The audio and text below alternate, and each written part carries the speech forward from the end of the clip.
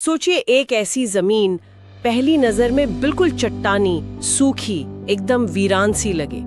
क्या आप यकीन करेंगे कि वहाँ जीवन का एक छिपा हुआ संसार हो सकता है? हाँ, ये कल्पना करना मुश्किल है शुरू में। आज हम पश्चिमी घाट के उन्हीं लैटराइट पठारों की गहराई में उतर रहे हैं, जिन्हें स्थानीय लोग सड़ा भी कहते हैं। बिल्कुल। लगा कि यहाँ कुछ खास नहीं है, लेकिन उनका मिशन था ये समझना कि इस कठोर दिखने वाली जमीन की असलियत क्या है। और फिर मॉनसून में सब बदल गया। हाँ, मॉनसून इन जगहों की तस्वीर पूरी तरह बदल देता है। ये पठार, सड़ा, ये आपको उत्तरी पश्चिमी घाट में मिलेंगे, गोवा के उत्तर से लेके महाबलेश्वर तक, और दक्षिण में भी हैं। और महाराष्ट्र में पहाड़ों की चोटियों पर। जी, महाराष्ट्र में खास तौर पर चोटियों पर पहली नजर में लगता है कि मिट्टी तो है ही नहीं या बहुत कम है। बड़े पेड़ तो दिखते नहीं, बस कुछ झाड़ियां, कहीं कहीं घास। और गर्मियां तो पूछिए मत। बिल्कुल, गर्मियां मतलब एकदम सूखे, तपते हुए वीरान।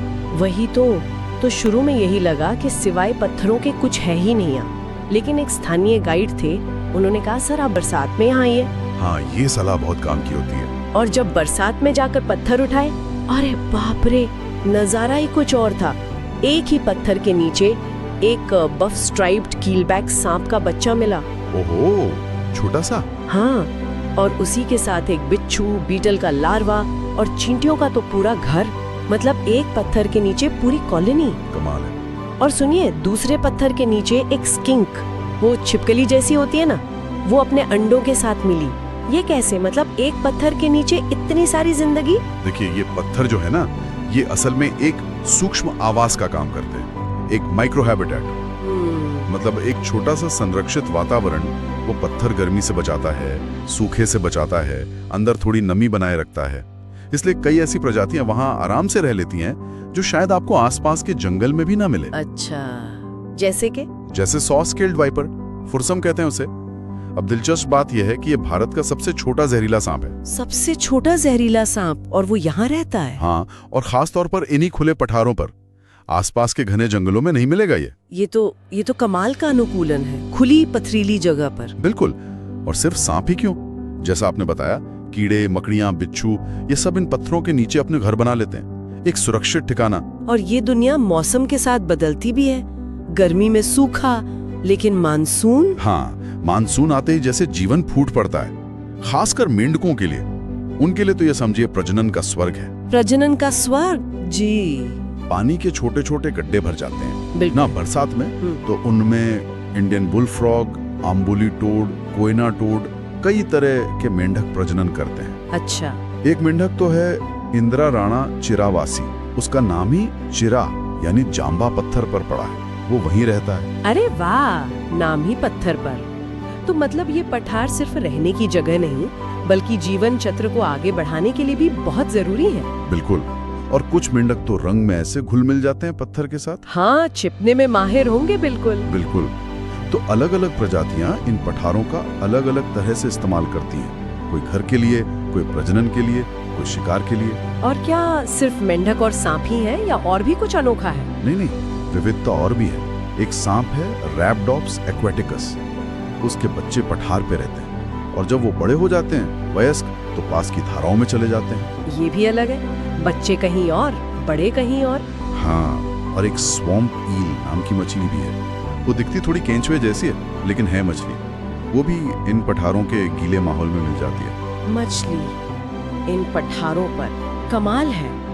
तो ये तो हुई जीव जंतुओं की बात। मानसून में पेड़ पौधे, फूल, उनका क्या होता है? हाँ बिल्कुल, सिर्फ जीव जंतु क्यों, मानसून तो वनस्पतियों का भी रंग जमा देता है। पठार फूलों से ढक जाते हैं। क्या रंग होते हैं, लाल, पीले, नीले, सफेद, हर तरह के।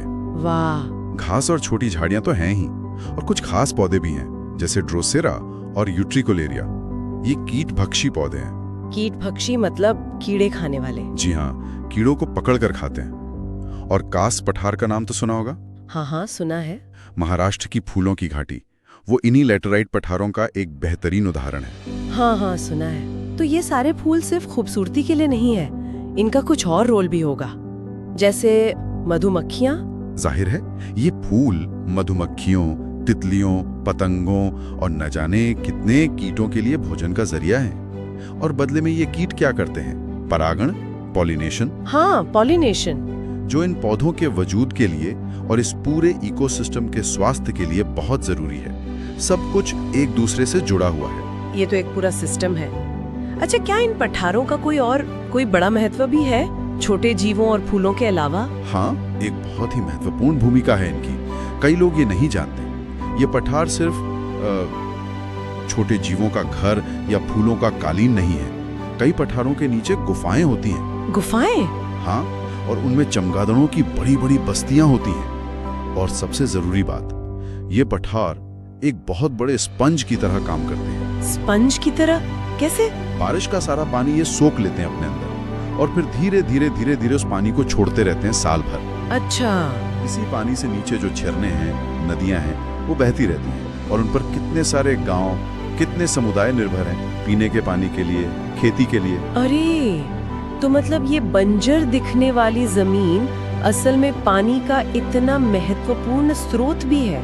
ये तो मैंने सोचा ही नहीं था। लेकिन इतनी अनोखी और जरूरी जगह, क्या ये सुरक्षित है आजकल के माहौल में? दुर्भाग्य से नहीं, इन पर खतरा है। और सबसे बड़ा खतरा शायद यही है कि ज्यादातर लोग इनके असली महत्व को समझते ही नहीं। उन्हें लगता है ये बेकार जमीन है। बिल्कुल, वेस्टलैंड, बंजर जमीन। और जब ऐसा सोचते हैं तो फिर वहाँ विकास के नाम पर कुछ भी करना आसान हो जाता है। खनन है, सड़कें बन रही हैं, पवन चक्कियां लग रही हैं